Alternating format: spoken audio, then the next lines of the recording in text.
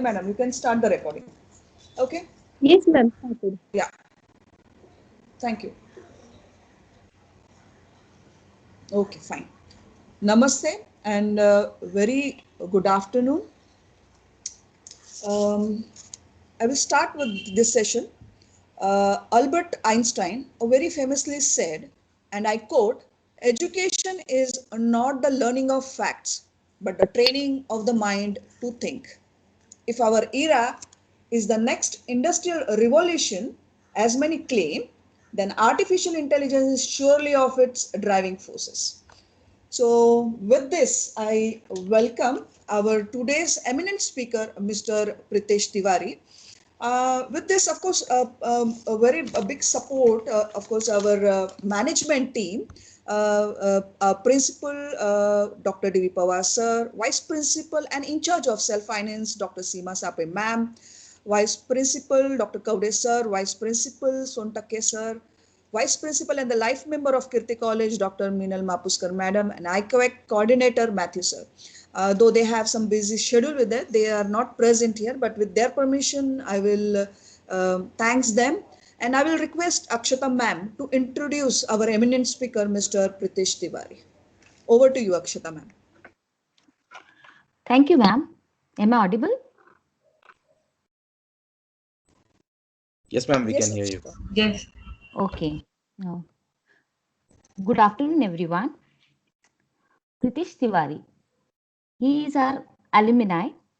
I feel very proud to introduce my own student from CS. Pritish Tiwari is a founder of Data Science Wizard. He is a lead data scientist and techpreneur with an overall experience in banking, insurance, and fintech.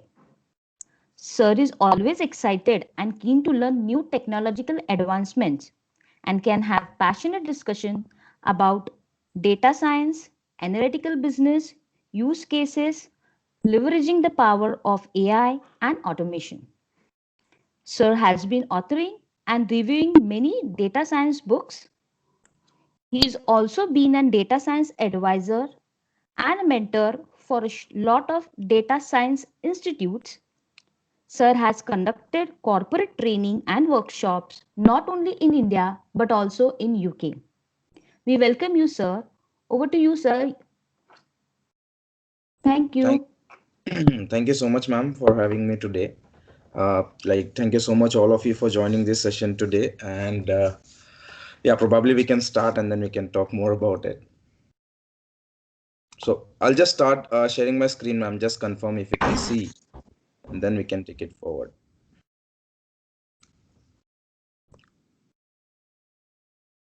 Hello, am I audible? Yes, sir. Okay, thank you, ma'am.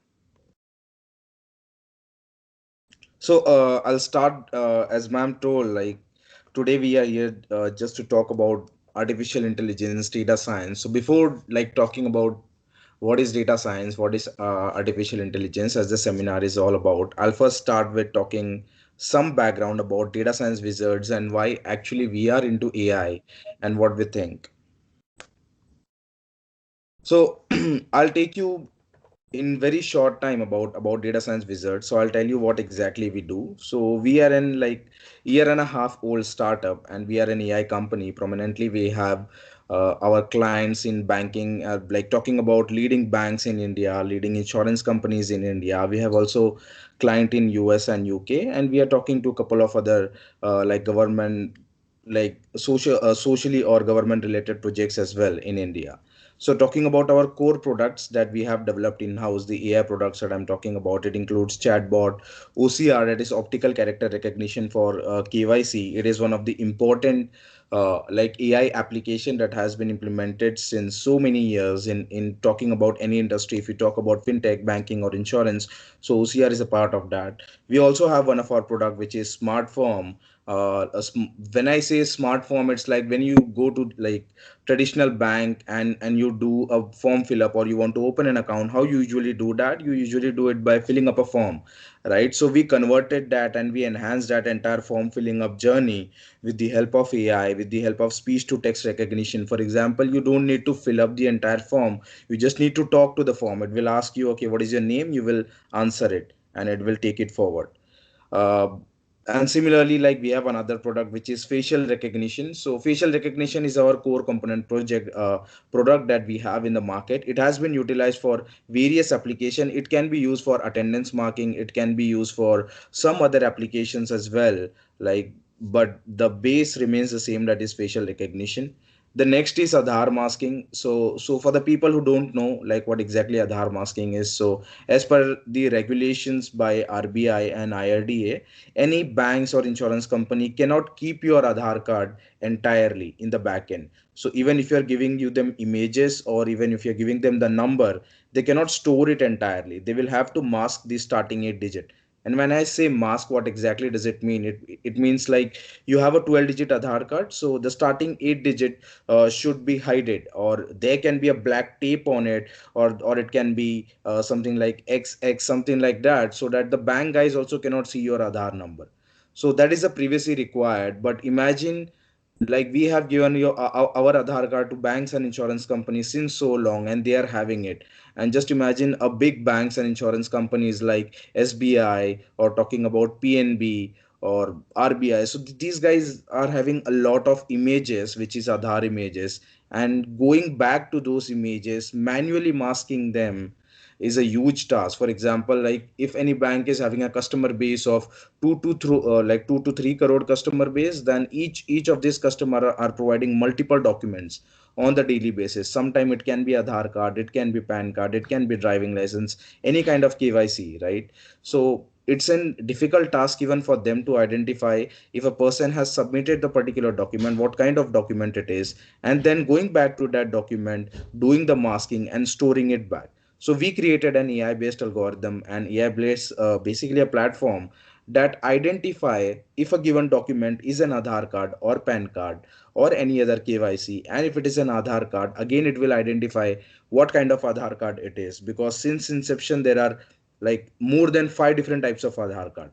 So it goes and identify the type of Aadhaar card, and then it identify, okay, where exactly does it needs to mask. And when it finds the location of that Aadhaar number, it will go and mask it. So it was another application of AI that is very much popular right away, like in today's time in banks and insurance.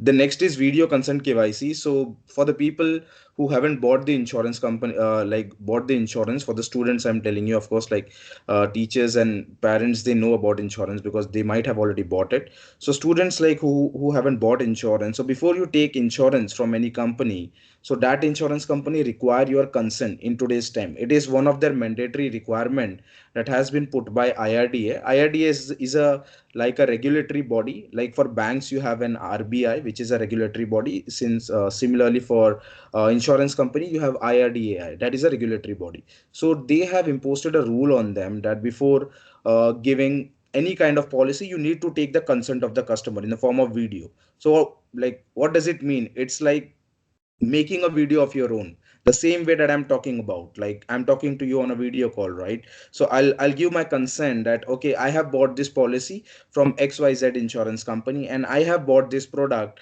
and I'm happy with the product, and I was not fooled around, and I know everything about my product.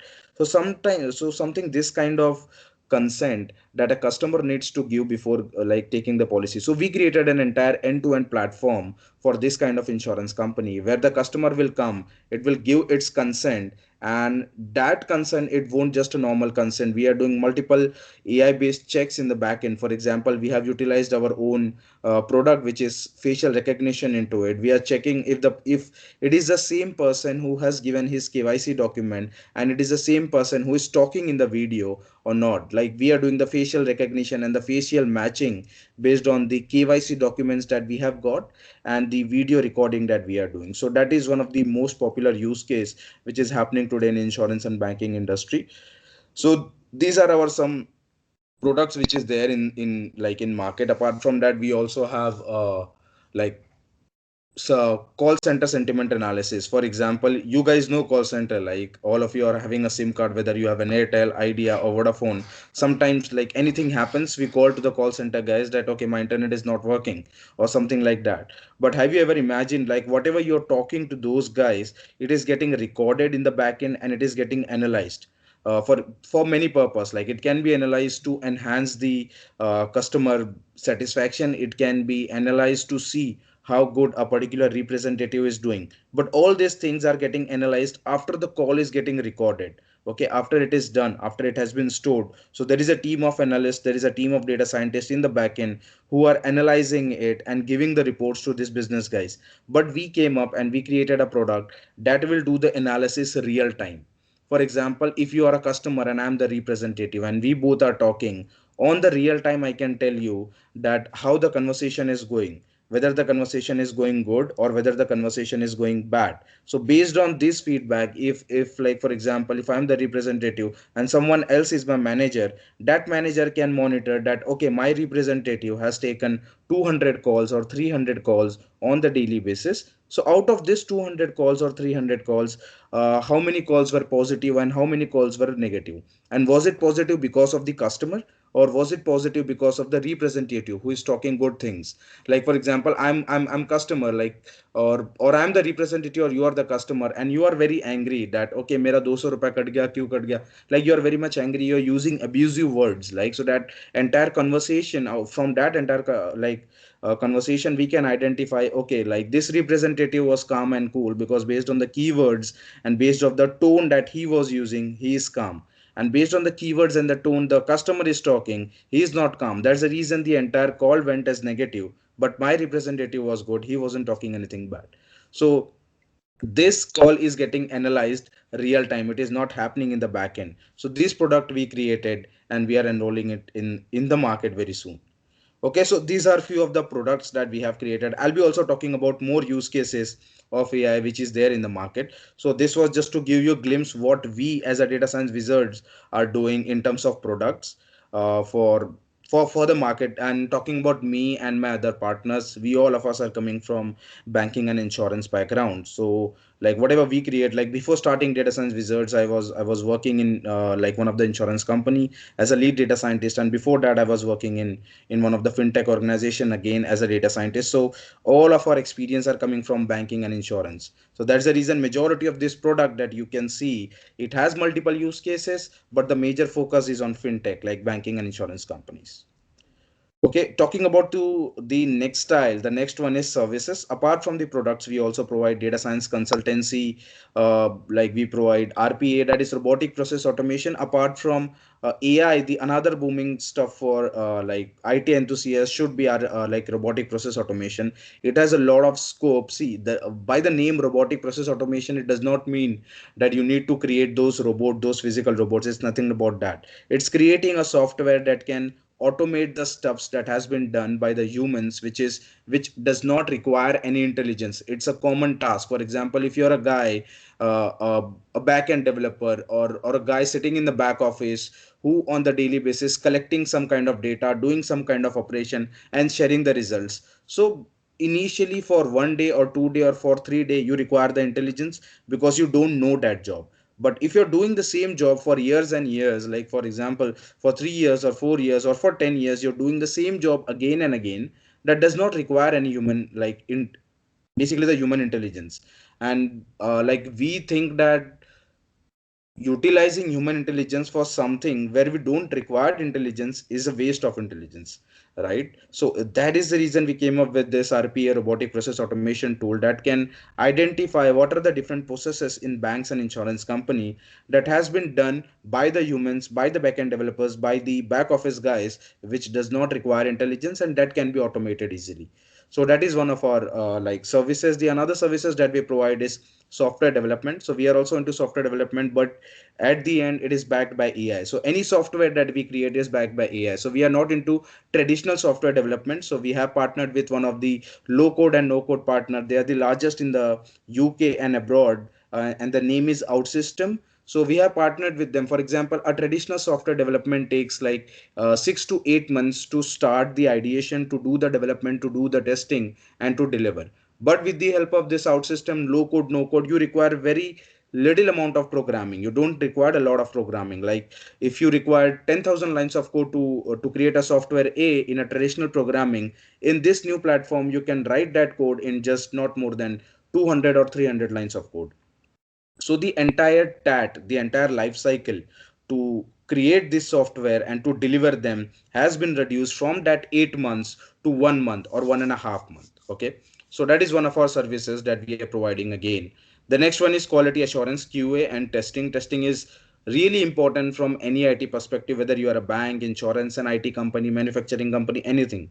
Testing is really important. So we are not just doing a traditional testing. Again, it's backed by AI. We are analyzing the data, and based on that data, we are providing the testing services. Apart from that, we are also into staff augmentation and web development. Staff augmentation is like we are providing AI, like AI resources, data scientists to different banks and insurance company. That's the reason we are all the time majorly into hiring mode. We hire interns, we nurture them, we teach them, and we onboard them into one of our project. Or if we see if there is a potential into a particular student on which he is working, then we of course like take them to the different clients, and if required we can onboard them there as well. So yeah, like just to give you a heads up, we have an like internship opportunities. In case you are interested, you can go to Data Science Wizards career and you can apply if you think your skill is matching. So the next thing is training. So training is one of our forte. It was not initially the line of business that we were having, but later on we realized after looking in the market that there is a huge gap between the IT trainings that has been given in the today's time and the kind of things which is going on the industry. So to meet that gap, to do the bridging of this, we started with these training sessions where we are teaching this and like IT guys about basic programming of R, Python, and we are also teaching them machine learning, artificial intelligence, neural network, natural language processing. All of these things are being taught, and it is the syllabus that we are teaching. It's not just a curriculum. It is totally based on what are the things that is being used in the industry. For example, if we are having multiple batches, so the batch that is learning today, the syllabus for them may or may not be same for the next batch. It is getting updated every 1 month or 2 months based on the new packages, new libraries that we are getting in the market, and we are seeing that if something potential that comes up, we add that in our syllabus. That is the reason it is getting very famous in the data science industry, the course that we are providing, not just in India, in abroad as well. Like we have started a parallel batches in UK and in Dublin as well. So yeah, courses and the courses that we are talking about. So we have Python for data science, R for data science, machine learning, deep learning, and natural language processing. So these are few of the courses. If you want to know more about it, you can go to visit our website, or you can connect back to us on datasciencewizards.in. Okay, so that's it about my company and about me. So I will not bore you much. I'll just take you through with the use cases of AI, like why exactly we are here today. So we are here to talk about AI. I just don't want to give you some kind of lecture on AI, or teach you any kind of algorithm. I'm just here today to talk you about AI, to make you aware that the world is beyond like the programming languages that we are learning. The world is beyond the IT that we have learned till now. Okay, like AI has a lot of things to do in the market, and why you should learn AI, why you should seek your career as a data scientist. Because talking about in today's generation and the requirement, so we have a lot of requirement for the people who can write good Python, who can analyze the data, who can come up with the good business solutions. But that is not happening. Like majority of this IT people, even today, they are also moving in the software development, in the testing. Of course it is a good career to have, but I'm saying that like we already have abundant of developers, we already have abundant of like testers. So something that we need today is data scientists, people who can understand programming, people who can understand business solutions, people who can understand statistics and linear algebra, is a combination, like who can do multiple things. And data scientist is someone who is part of IT team, who is part of business team, who is part of digital marketing team, who is part of HR, who is part of operations. Think about any team in a big organization, and data scientist is a part of it. So when you seek your career as a data scientist or as an AI engineer, all of these doors are open for you, and you're not just competing with a lot of other people, a lot of other IT guys, but you are adding a particular skill set that a particular organization is requiring at the moment.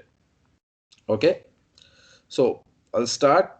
Artificial intelligence, yeah. So it's basically my favorite topic, like to talk about artificial intelligence, data science, because in when I talk about IT, I start talking about artificial intelligence and its application, because it is something that has basically close to me, and I'm very much enthusiastic about artificial intelligence and IT, because learning is one of the thing that I have learned that it is good unless and until you are doing the application of it. So I liked artificial like intelligence, because there is a lot of application. Whatever you learn, you see that you are applying it. So when you see whatever you are applying, you're getting the results. It strike your mind that, okay, I learned something, I applied it, I got the results, and my business is getting benefit of it. When I say my business, it can be your company. You might be working for some company, and you are created like something which is actually benefiting the business, and even they weren't aware about, or like about it. For example, if you're creating any software that your company has said, they exactly know that what exactly they are trying to create. But when you're analyzing any data, being an artificial intelligence engineer or being a data scientist, when you are analyzing a data, even you don't know what is next going to come up. Even your company don't know what is next going to come up, unless and until you analyze the data, you see the pattern, you come up with the results. Nobody knows what is going to come up. So that exciting result should excite you, being a data scientist, to do this job. So that actually excites me, like giving my motivation. And of course, by digging more into it, you can analyze like what is going to excite you for being a data scientist or for coming into this career. Okay, so I'll move ahead. What is artificial and what is intelligence? So artificial means something. See, I have like prepared this slides which are very small and easy to understand. So I'll make you stuffs and show you the stuffs which are really easy to understand. I know we have a lot of people here. Anyone have any doubts, you can just ping me, or I don't know if you have the permission to unmute yourself, but if you have, you can just unmute and ask me any number of questions. Or ma'am, like ma'am and other coordinators who all we have, I'm unable to see the chat. So in case we are getting any questions, please feel free to stop me and just unmute and let me know. Okay, so yeah, I'll take it forward. So artificial, it means something that is man-made and that is created by humans, and it is not naturally like occurring. So that is a very basic, I would say, definition of artificial. That is not made by that is not like occurring naturally, and it is created by man for its own use. That is artificial. Intelligence, it is basically the ability to acquire and apply knowledge. Like you have learned something, as I told you that you have learned something and you are applying that knowledge, you are doing the application of your learning. That is your intelligence. So when you combine both of these things, it becomes artificial intelligence. So yeah, it is artificial intelligence is in our definition, it's nothing but a system created by humans that is capable of beholding some form of intelligence which can help to solve complex problems. So it's a combination of both, like artificial intelligence, as I was talking about. So artificial intelligence is nothing but a system, a program, a machine that has been created by humans, that gives this system the ability to think, the ability of intelligence, so that it can do those kind of things that traditional IT wasn't able to do that. And how it does that, we will talk about in the next. Advanced computer programming. So advanced computer programmings are basically different from conventional programming, that can solve certain complex problem by applying intelligent method rather than simple decision making and repetitive computation. Forget about if you don't understand what I said. It's like the kind of programming that AI requires and the kind of programming that we traditionally do when we learn about other programming languages, when we develop software. So AI programming are much more ahead than that. So apart from, because those kind of programming languages are rule based, okay, and this programming language that I'm talking about, it is one step ahead. It is learning from its own mistake. Like with those kind of programming languages, if you have created something, it will see the results, it will do the paneling in the back end, and it will identify, okay, what are the changes it need to do. It will do the changes on its own, and it will make that, like whatever product that you are creating, a perfect product. So it is called like advanced computer programming, apart from the traditional programming that you are having. Okay.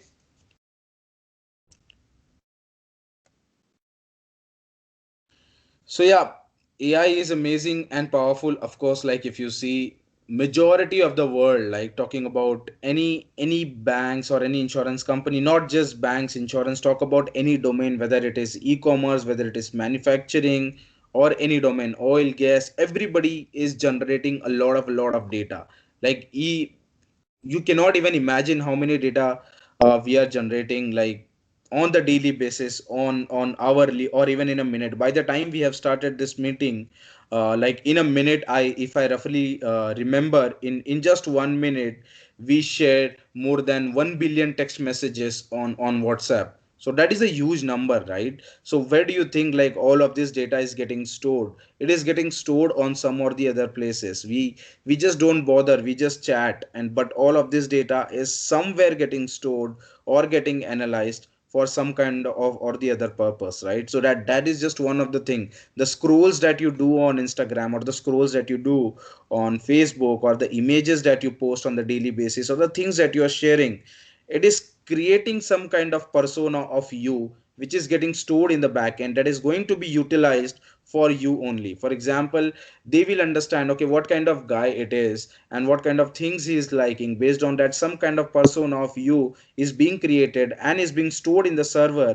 And based on that, when some new products come in the market, they try to identify it belong to what kind of customer. And if you are one of them, those kind of ads will start popping to you on the same platform where you were doing and uploading this kind of stuff, and where you were basically adding these images, doing the likes, doing the scrolls and all. I'm talking about Facebook and Instagram, of course, where you're spending majority of your daily time, where we are doing n number of likes, where we are sharing a lot of stuffs, doing comments. But just imagine all of this data is getting stored and it's getting analyzed automatically. So like if I talk about, if we want to analyze such a huge amount of data, we would require thousands and lakhs of data scientists, because the amount of data that is getting generated is really huge.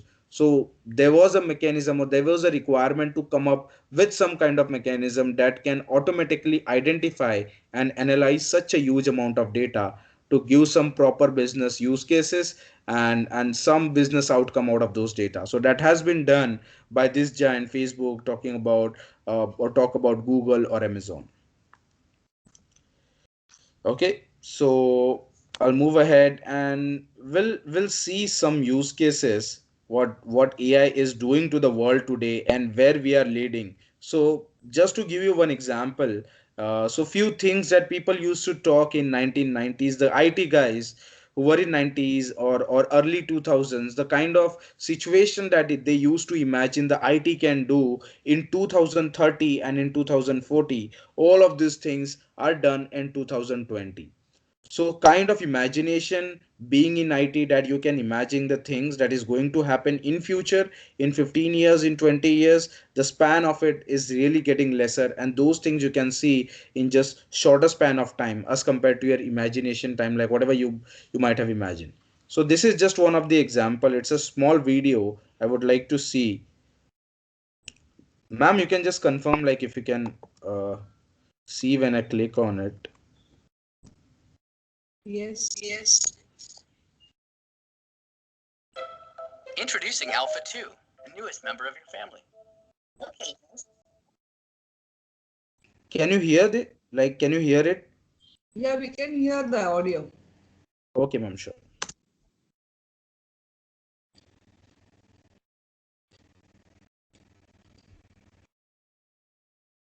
Not now.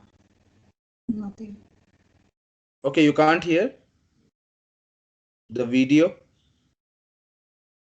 No, sir. Okay.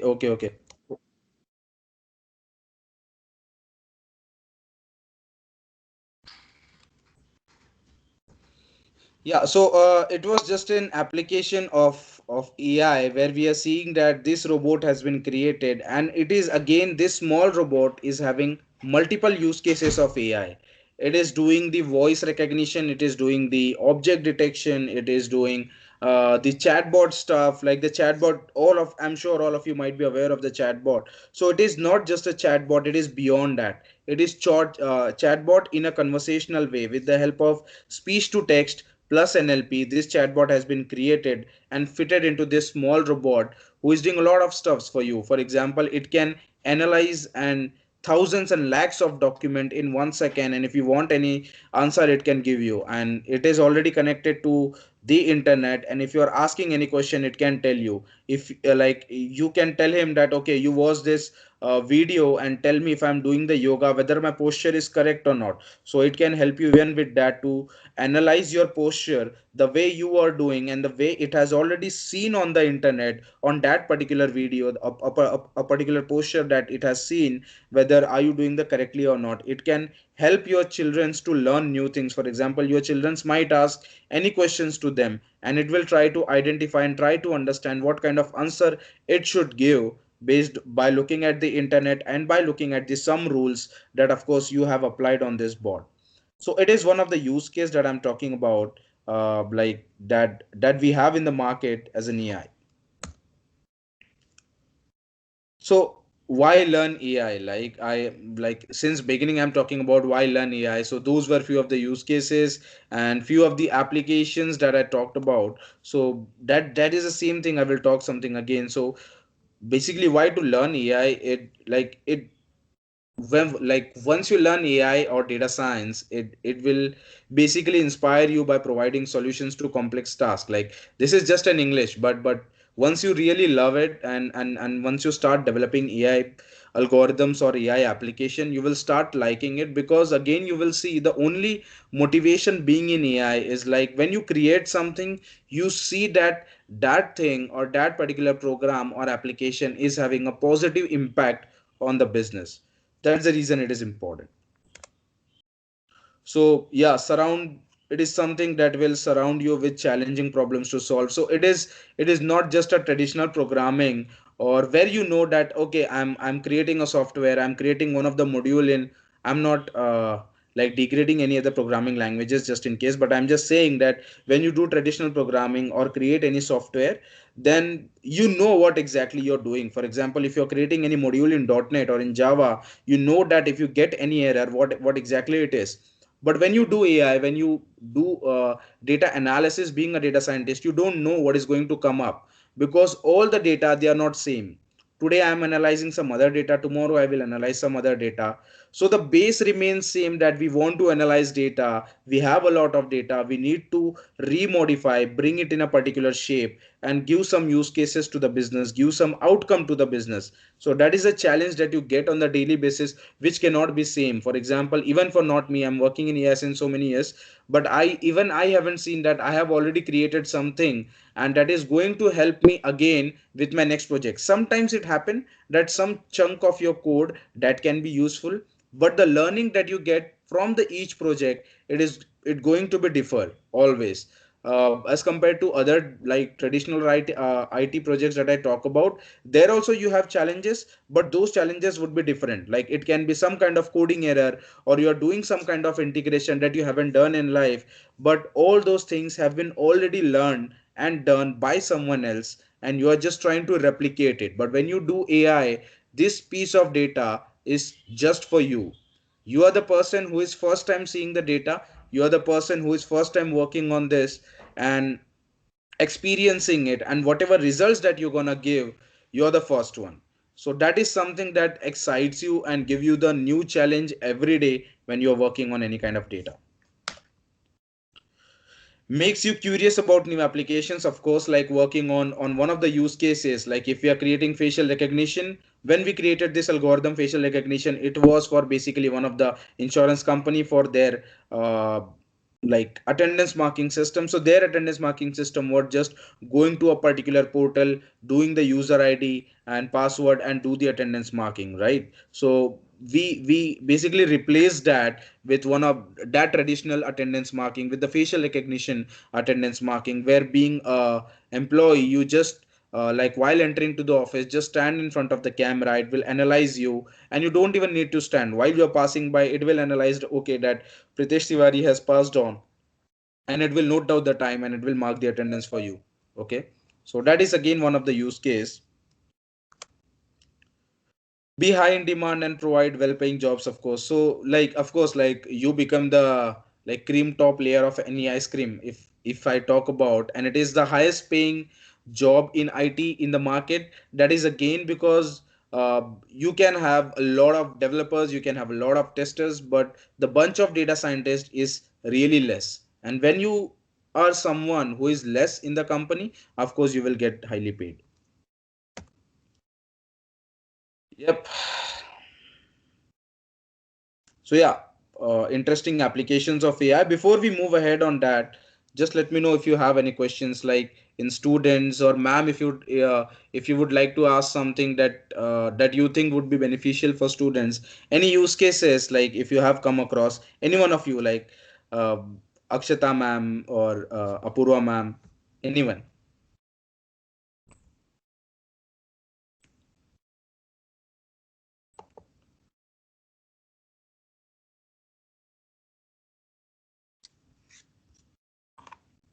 What? Aparna, you can Ma'am, unmute yourself. Yes. ma'am, if you're talking, I think yeah, I was about to say that if you're talking, you're on mute.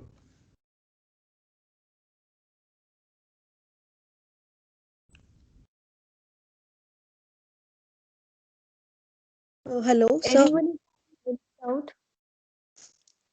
Yes, ma'am. Yes, ma'am. Please go ahead. So, can you hear me? Yes, yes, I can hear you. Yeah, like I have heard that it is really not possible for BSc CS student to get into data scientist, like to get into data science directly, right? First, they'll hire you as a tester, and then you can go for that. So, actually, what's the procedure for that? Yeah. Okay. So, ma'am, just to start with it, it's completely a myth. It's nothing like that. A BSc computer science student cannot be a data science directly, and they need to start with tester or something like that. So, yeah, like some people see some use cases and they follow that. Okay, this is the path to do it. I know people who are coming from commerce background. Okay, I know people who are good, who are coming from arts, but they were good in some kind of policy making or those kind of stuffs. So they have just learned this programming, this new programming, and they have learned the concepts about machine learning and artificial intelligence by giving their 1 year of their career, and they are working as a data scientist. So it is nothing like that coming from BSc IT or BSc computer science, you cannot directly be a data scientist. You need to learn these concepts. These concepts are really simple. If I talk about Python and R's, I have been doing Java, I have been doing .NET, I have to, like today I'm doing Python and R. So if I compare all of these programming languages, so R and Python are really simple. It's like an English. The way you write English, like with that fluency, you can write code in R and Python. It's really simple. Where when you basically practice it and start writing it, and the only thing that you need to learn is machine learning and artificial intelligence. So those are nothing but just algorithm. And don't understand algorithm from the perspective of mathematics, but understand algorithm from the perspective of applications of those algorithm. So like when you learn those algorithm and apply them in this kind of like programming languages on R, Python, and then create some cool projects like some academic projects. We have abundant of data, like machine learning repository has more than 1.5 lakh of data sets available for you just to do some R&D and come up with the use cases, come up with some new kind of hybrid algorithm that you can bring it in the market and hit the market, right? So there are a lot of resources available on the internet to do some kind of analysis. It's just on you. You need to learn these programming languages, take those data, learn these algorithms, apply these algorithms on those data, and come up with some of the use cases. There are thousands and lakhs of people who are utilizing it, and once you learn it, like of course, like industry, don't see if you're coming from like an IIT or IIM, or if you are an engineer, or if you are like from IT background, or like even if you're not from IT background, you can be a data scientist, as per my view, like whatever I have seen in the industry, either in India or in abroad. I hope that answers your question, ma'am. Yeah, but what is the actually procedure, like what I'm going to do after getting out from this BSc CS wala thing? Yep. Should I do masters, or should I just go on like do masters in data science, analyze everything, and then accordingly go for that?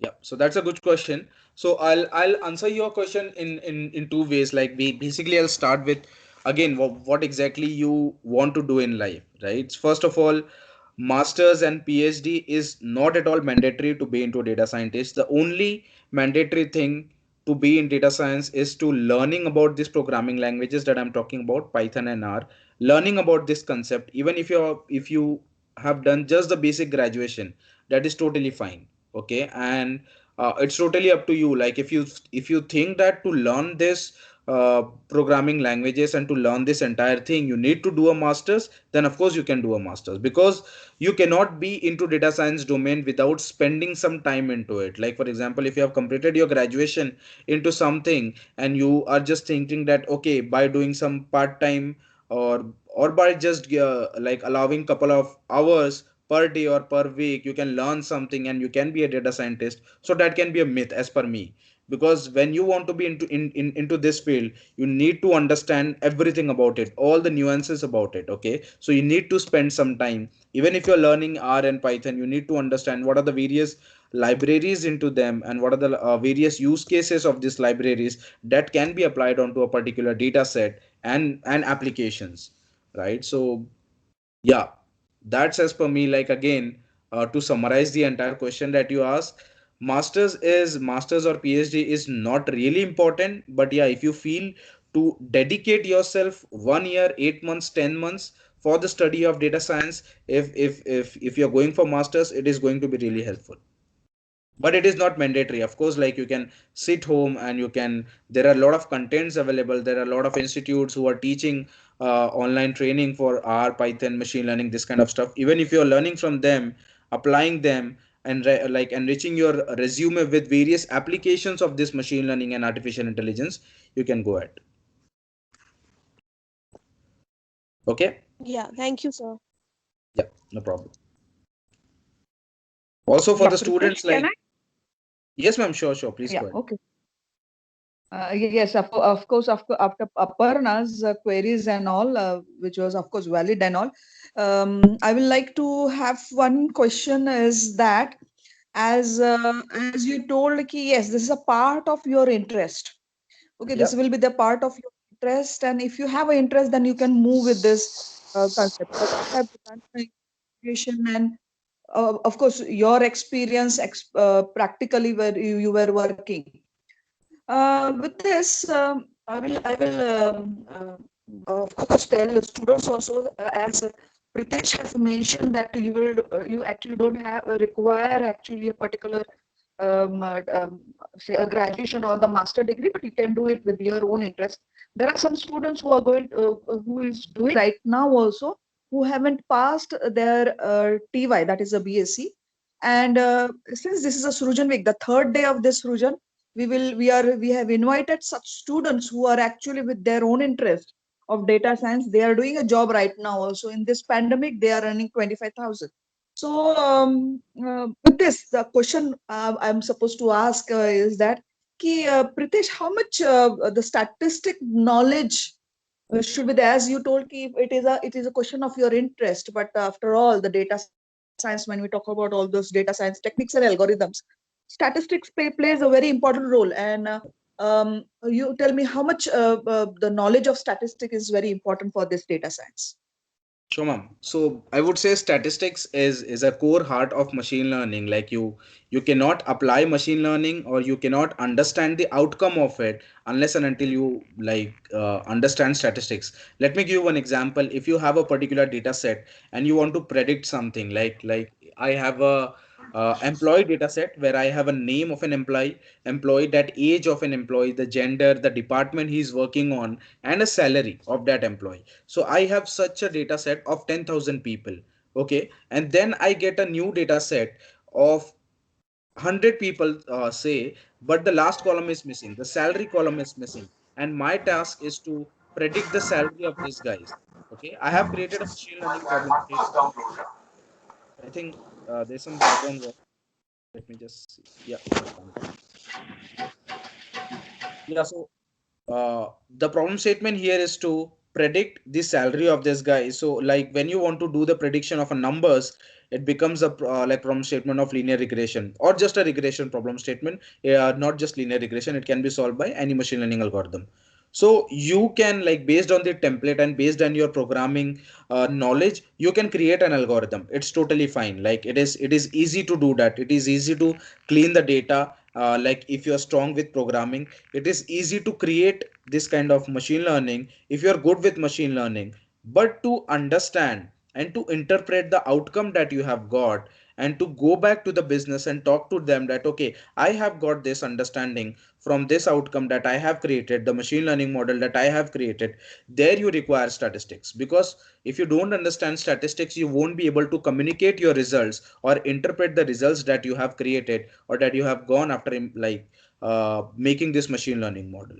So, like, there are a lot of stuffs like p value, different kind of distribution. Like, even before you start with any machine learning, you see whether your data is following a particular distribution or not. And if your data is of a particular type, what are the various statistical ways to deal with those kind of situation. So yeah, statistics play a really important role, but I won't say that you need to be a statistician.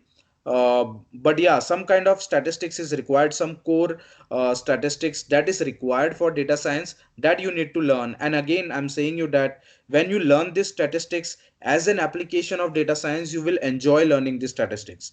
It is not about learning everything, but only that part of statistics which is required for data science can be helpful for you. Yeah, I hope that answers your question. thank you, Pritesh. Yeah. And that is the reason we have not in depth of stats, but we have some like in SY and FY, we do teach them stats and maths, which is a requirement for the data science, which is also part in our syllabus for TY students and as well as for MSc students. And now also we are going to start with MSc data science in our college. Thank you, That's all. Pritesh. Thank you for answering queries. Thank you so Yes, ma'am. much. Anybody else want to ask students? Student, please feel free to ask any questions. Like, if you have, just put it in a chat, and ma'am can bring it to you. Like, bring it back to me, as I cannot see the screen. So you can just read out the questions and I can answer your questions. It can be related to anything. It can be related to getting jobs, or if you are curious to know something, as ma'am told that there are like many of the students who are working on the use cases of AI. If you have any questions, even in them, you can ask. I'll be happy to answer if I can. Okay. So parallelly, I'll continue the session. I'll talk about this use cases that I was talking about. So we already saw alpha, and why learn AI. We also saw that, like, I explained you about this, and interesting applications of AI. So again, I have curated one of the video from Amazon. As we cannot see, like, we cannot hear the audio, it will be difficult for me to show, but it is just an the way or application of AI where the shopping has been enhanced with the help of AI. And I'm sure majority of you guys might have seen this video, or if you haven't seen, it is really interesting. You can just go to YouTube later on and just see introducing Amazon Go on YouTube. So what it does basically, it is, there are a lot of cameras which is already there, cameras and sensors, and they are easily able to identify if you have picked some like product from this shop. And for like, for example, if you're going to any supermarket, so how you do today, you pick up a product, you go to the counter, you do the billing, and then you, like, go out. But in this scenario, when you are coming as a customer inside, you are doing the sign up. And when you are doing the sign up, you have already your wallet which has been recharged with some or the other kind of money, or it has directly integrated with your card. So when you picked up a particular product, that thing automatically get added to your cart. And once you go out of the shop or go out of the supermarket, all of this product which has been there in your cart directly get charged from your card. So there is no requirement of a person sitting at a store, like at the counter, scanning this product and giving back to you. It's totally you who are doing this entire shopping. There is no third person is required. Even you don't need to like touch something. Like, it is really helpful in this today's pandemic situation, I would say. You didn't know to give the physical money, or just come in contact with any other guys who is sitting on the like counter. You just need to pick up the product, it will do the billing for you. on the real time, and that can be like done. So this is a really good way of enhancing the customer experience in supermarket that Amazon did. So yeah, now I'll now talk about few of the important core components of artificial intelligence. What are the various core components, and I would say subsets of AI which is there, and for dealing with what kind of algorithms. Okay, just a moment.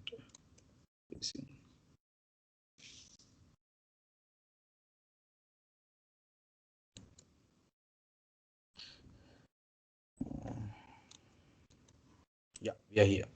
So computer vision is again a part of artificial intelligence. It is one of the type of algorithms that we see, and like as a component, it is a field of computer science that helps you to deal with visual world, that is images and data. If I talk about data, there are different kind of data. We have a structured data that are stored in the form of rows and columns, in the form of Excel or in the databases, MS SQL, MySQL, Postgre. So these are all structured data. Sometimes you have like different other kind of data, like it can be a semi-structured data, which are nothing but the text that you are getting. We are getting a lot of text from different kind of social media, from Twitter, from Facebook, from Instagram. A lot of text data we are generating on the daily basis.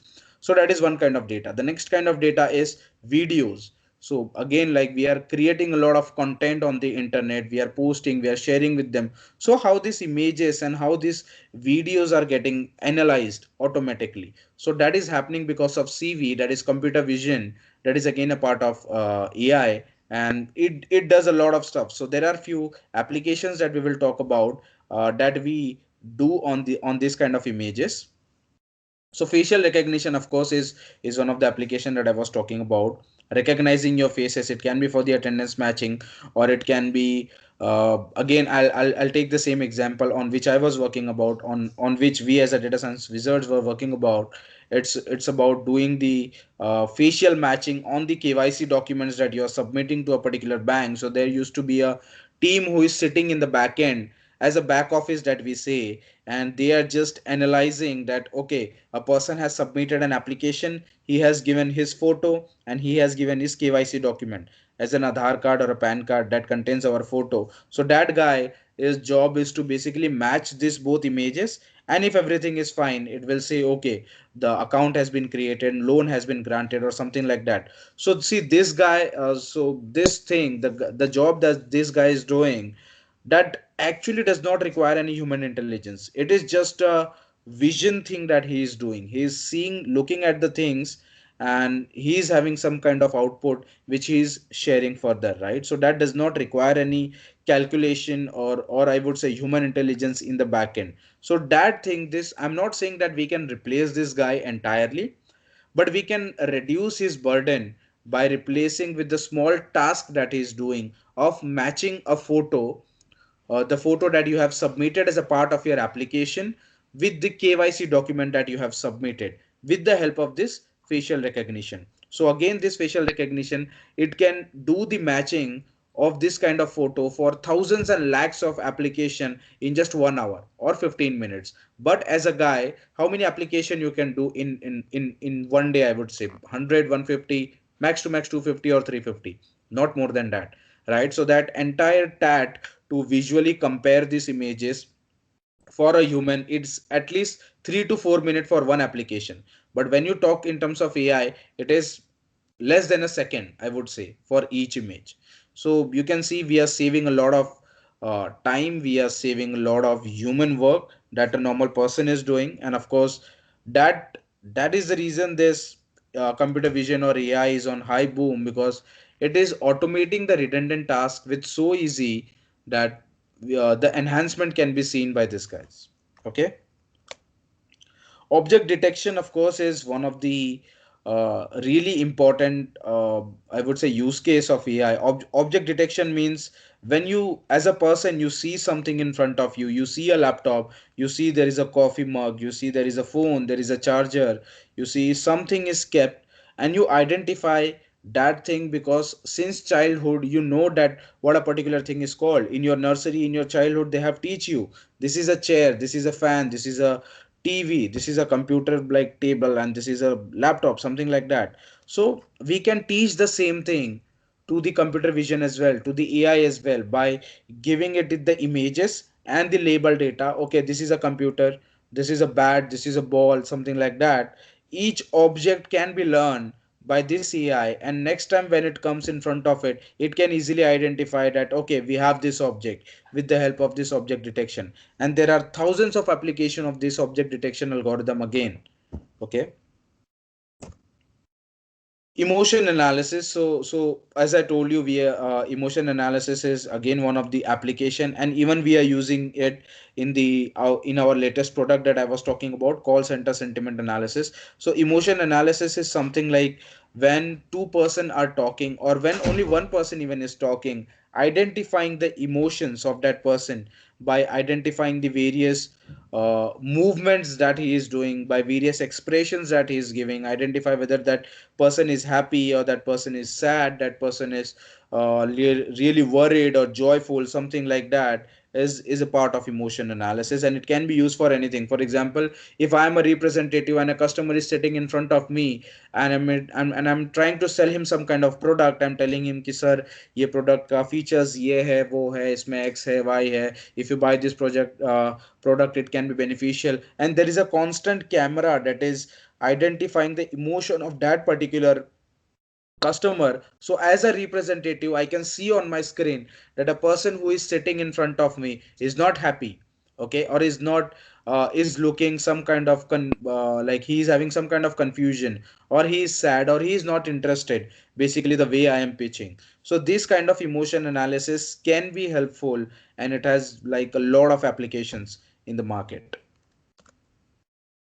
So yeah, it is the example of the object detection that I was talking about. You can see in a one single image, it is identifying multiple things. It is identifying that we have a traffic light. Yeah, someone is saying something. Yeah, Pritesh, this is Apurva madam. Are you sharing screen? You can't see my screen, ma'am. No, no. Oh, I don't know since how long. It's just few seconds, you can say. Okay. Swapnali ma'am, Yes, ma'am. will you please make him again a presenter? Yeah, Yeah, ma'am. now we can see, yeah, now I we will. can see, yeah, we can see the screen. So, ma'am, Everyone can see, I hope. did you guys saw this when I was No, showing no, we were not. this Amazon Go when I was giving some example?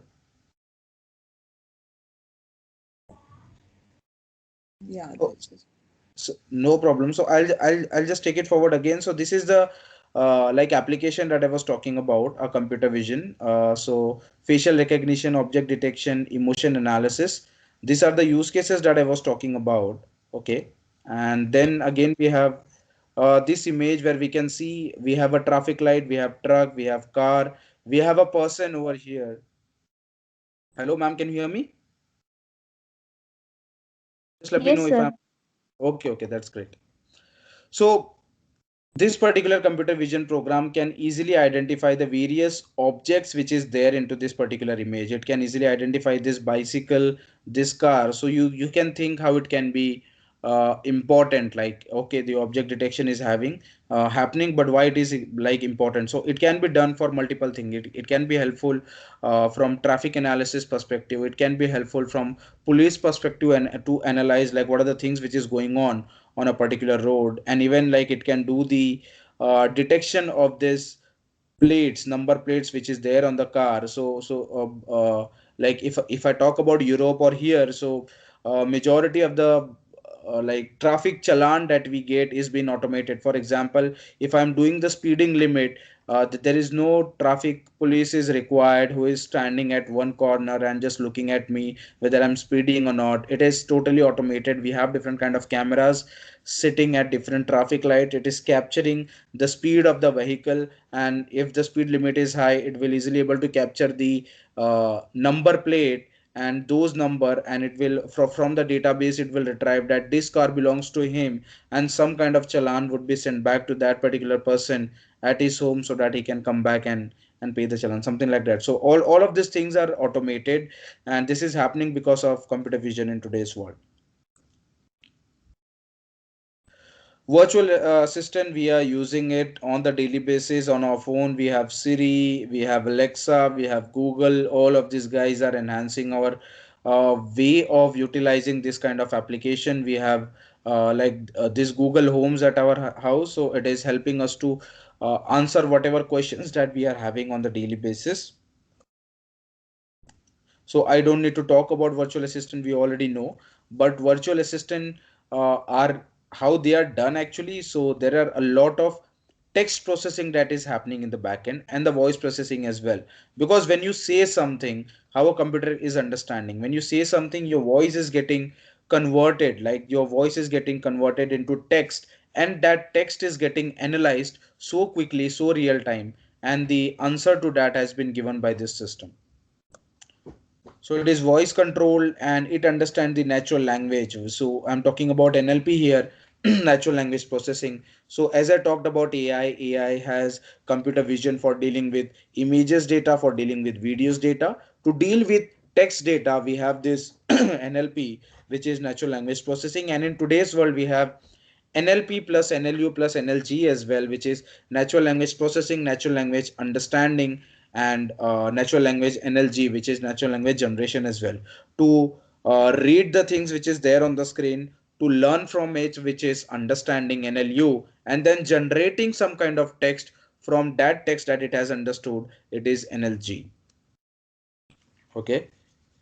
So these are a few of the use cases. Provide traffic and weather reports real time, that is happening.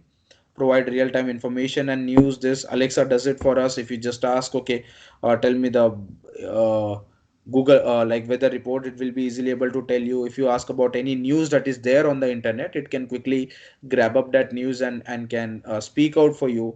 But in the back end, there are multiple things happening. When you are saying, asking something, that voice is getting converted into text, and that text is getting analyzed by this Google, and then again Google is sending the response in form of text. Now this text is getting converted into voice and spoken in front of you. So all of these things is happening so quickly that we don't even realize that a lot of processing is happening in the backend.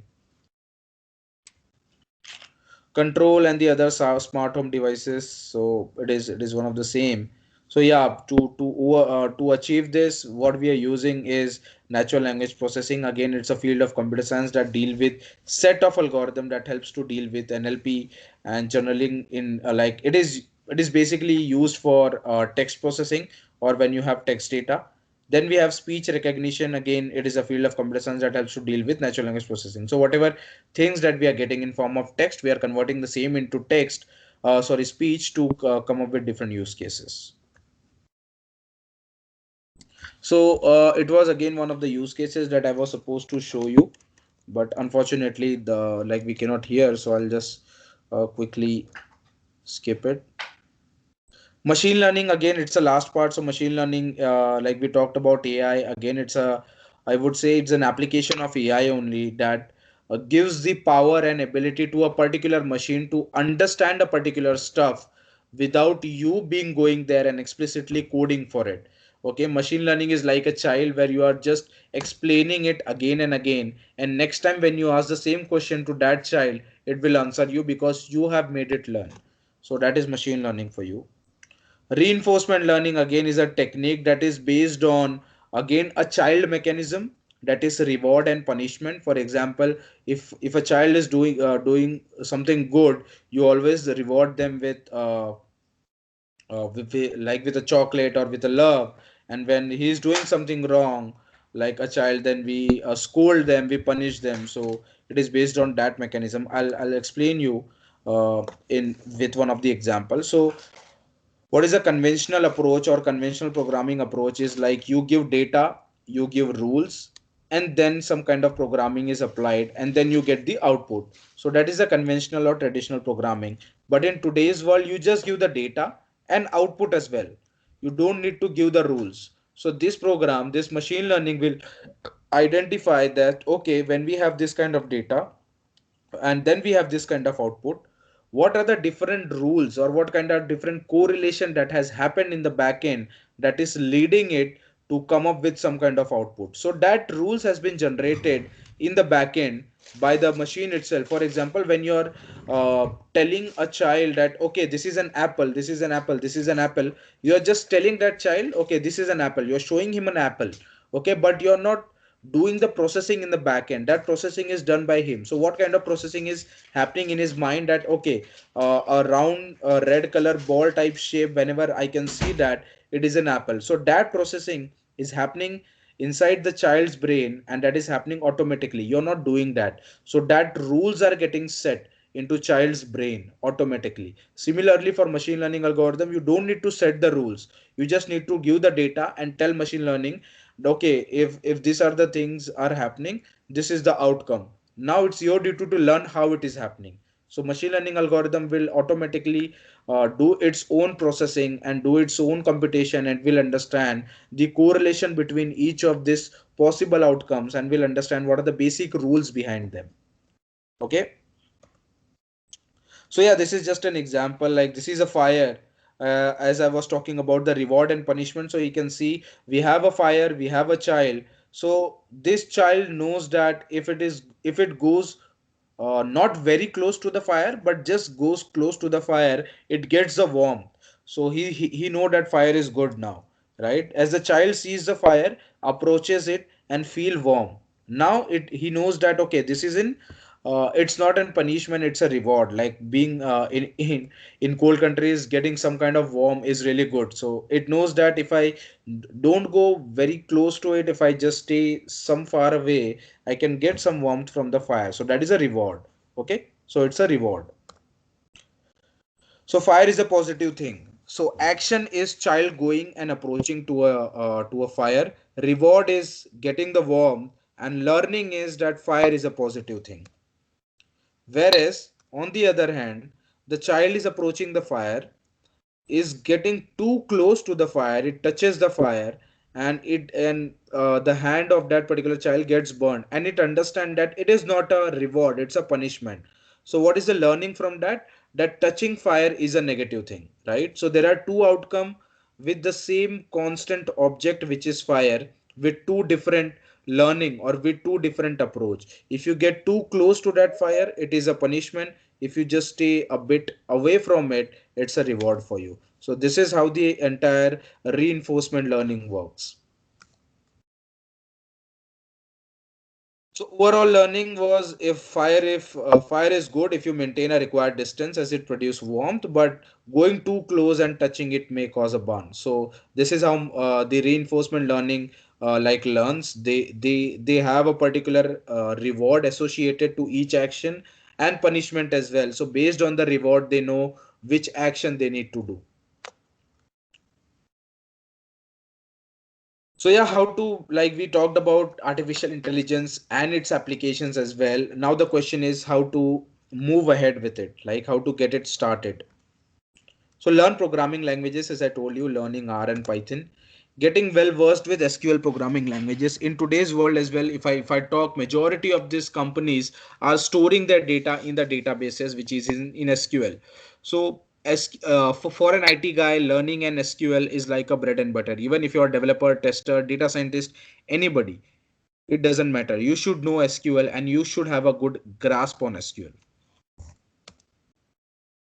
Improve logical and problem solving skills, that is really important. Like writing a piece of code is not a great job that you can do. It's like you can just get it from the Google, copy and paste, but to develop the logic, that where to fit it and in what kind of scenarios and how I can mold that particular code as per my situation, is where the problem solving and logical thinking is required. So that is the reason it is really important to acquire the skills of improvement of doing logical and problem solving. So there are a lot of tutorials available on the internet, a lot of problem solving techniques available on the internet to improve your coding skill set whenever I'm talking about logical and problem solving. So that is really important for any beginner, I would say, to work on various problem solving skills, and how to write a clean code, how to develop some logic. So this skill is really important even if you're like doing programming in any language. Yeah. So jump in and start learning more about a technology. So technology AI should not be a thing that should enthusiast, but I would say technology should be the back end that you should be really enthusiastic about. And it can be an AI, it can be blockchain, or it can be robotic process automation. It can be anything. You should be enthusiastic about technology, because technology is something that is solving the problem. It is, of course, it is an AI. It is a software development, but that, like, if we combine them together, we can summarize it's nothing but a technology. So you should be a technology enthusiastic. We don't know what is going to happen in next 5 years, whether this AI will survive, whether this RPA will survive, something new going to come up. But being into technology, you should be always curious to learn new kind of stuffs. And if you see some kind of technology that is doing really cool, don't waste your time, go and learn about it. Because if you are into technology company, if you are into technology domain, into IT domain, if you're just sticking to one technology, it is going to be a problematic for you in the future. So your mindset to be should be like, okay, what are the various technologies that is coming, and how I can cope up, and how I can keep learning these new technologies. That is going to always help you.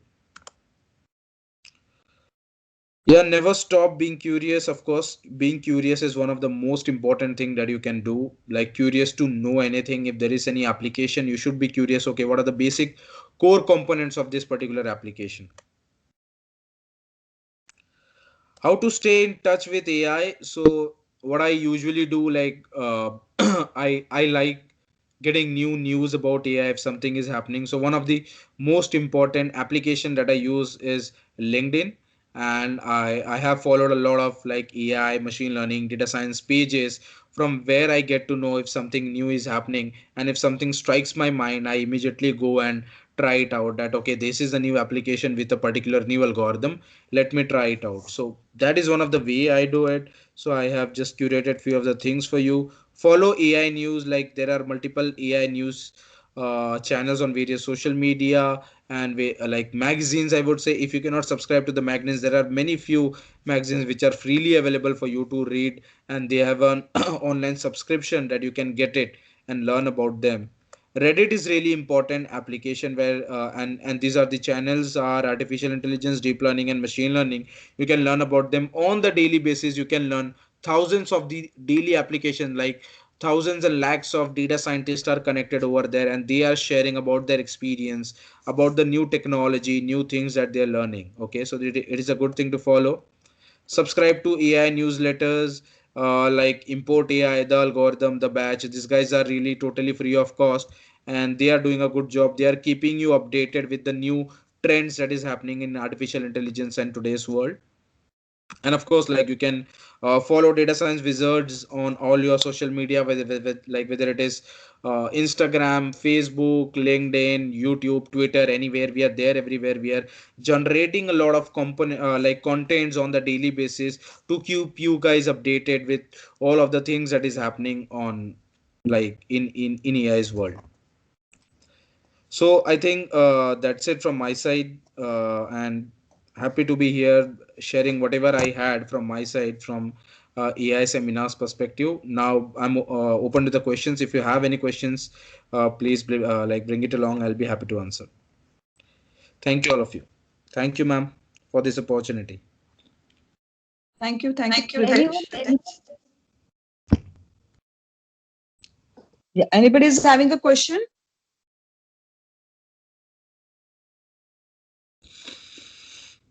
Yeah. Neha?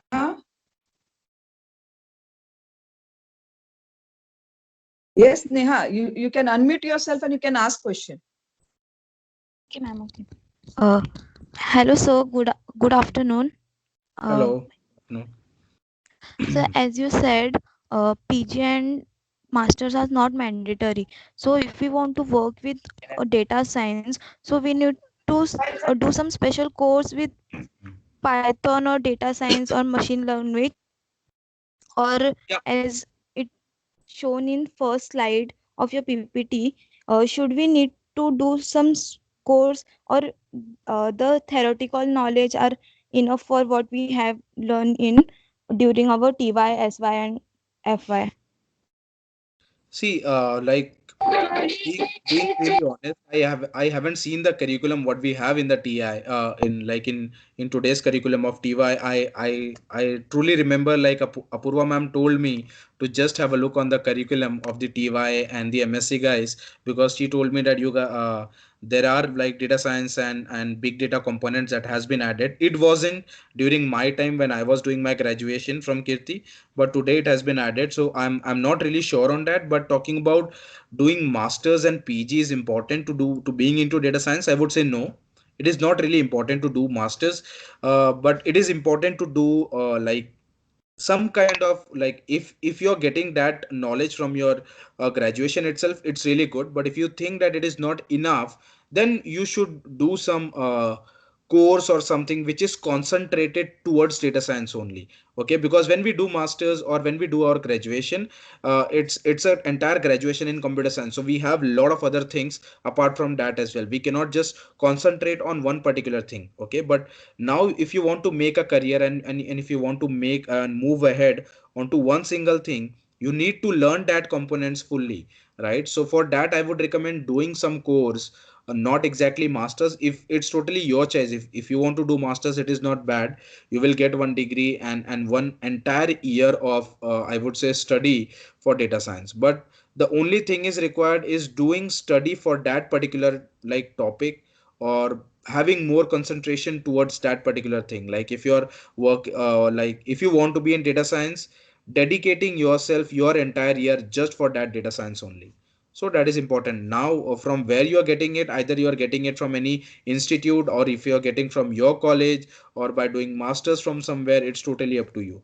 But it is mandatory to spend time, to dedicate your time for learning all of these things. As ma'am was talking about statistics, I give you an example why statistics is important. So before learning like machine learning, it is important for you to have some good grasp on statistics, good grasp on even the linear algebra.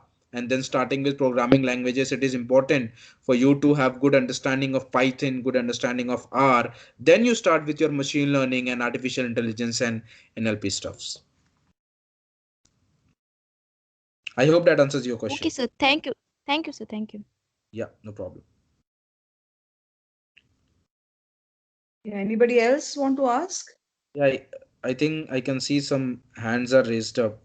I'm not sure if that is for the question or for something else.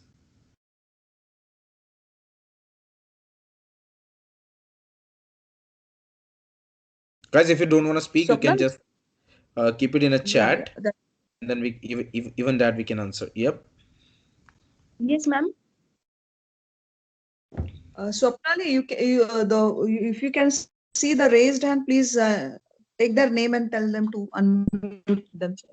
No, ma'am, I guess only Neha's hand is raised. I cannot see any other raised hand. Students, if you have any question, please you can unmute yourself and you can speak. Okay, yes. Any question? Please, please feel free to unmute and please ask the question.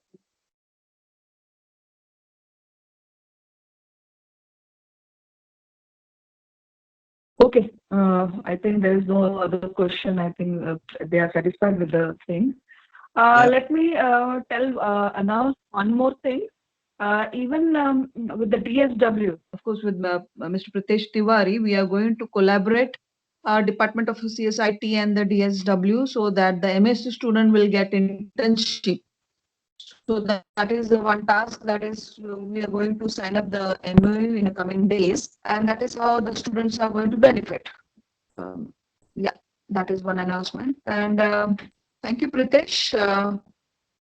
The knowledge that you have shared with students, that is artificial intelligence and machine. Thank you so much. And I will request Swapnali to give a vote of thanks. Over to you, Swapnali. Okay. Good afternoon to all. It gives me immense pleasure to deliver a vote of thanks for this event. I would like to thank our guest, Mr. Pritesh Tiwari, who honored this event with such a useful information about applications of artificial intelligence. I would also like to thank our principal sir, Dr. D.V. Pawar sir, all the vice principal, Dr. Seema Sapre madam, Dr. Meenal Mapuskar Madam and Kavade Sir, also the IQAC coordinator, Matthew Sir. Though they were not present over here, but they constantly support us for each and every event. Also, I would like to thank all the teachers who are present over here. And last but not the least, all the students who are present over here. Thank you so much. Thank you so much, everyone. Thank you, ma'am, for this opportunity. Thank you.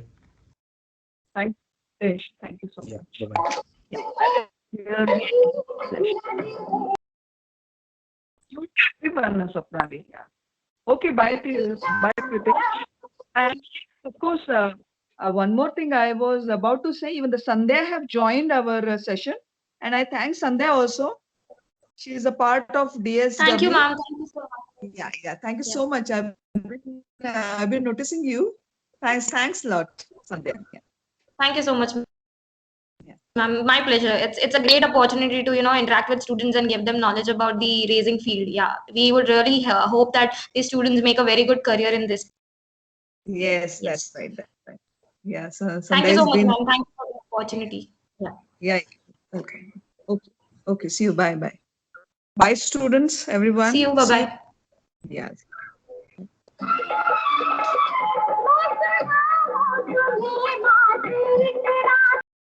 Stop.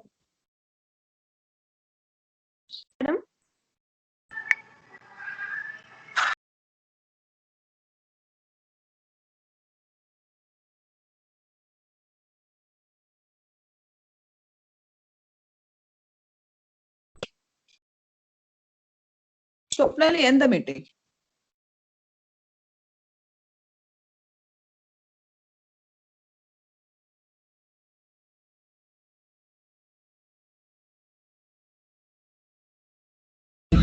Swapnali, first stop recording. Yeah. So tomorrow, later on, I will ask you to play a song.